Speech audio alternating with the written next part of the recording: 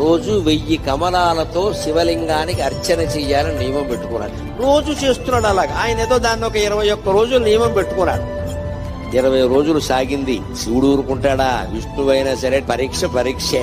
చివరి రోజు పరీక్ష పెట్టకుండా సర్టిఫికెట్ యూనివర్సిటీ వాళ్ళు కూడా ఇవ్వరు కదా, దేవుడు ఎలా ఇస్తాడంటే 21వ రోజు ఇంకా పూజ ముగుస్తుంది కదా అని విష్ణుమూర్తి సంబరంగా ఉన్నట్ట.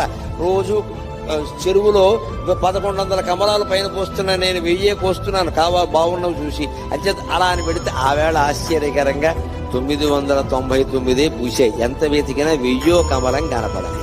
ఏమిటిది? ఒక కమలం తక్కువైంది. ఈ కమలం ఎక్కడి నుంచి తేవాలి అనుకుంటే ఆయనకి ఏమొచ్చిందంటే, నన్ను అందరూ కమలాక్షుడు అంటారు కదా, నా కళ్ళు కమలాలే కదా, కమలం తక్కువైతే ఏమైంది, ఇంకోటి తక్కువైనా పర్వాలేదు, నాకు 2 కళ్ళు ఉన్నాయి కదా అని ఒక కన్ను బాణంతో తీసి శివుడు పాదాల ముందు పెట్టాడమ్మా. అది విష్ణువు యొక్క భక్త కన్నప్పెంతో విష్ణువంతి.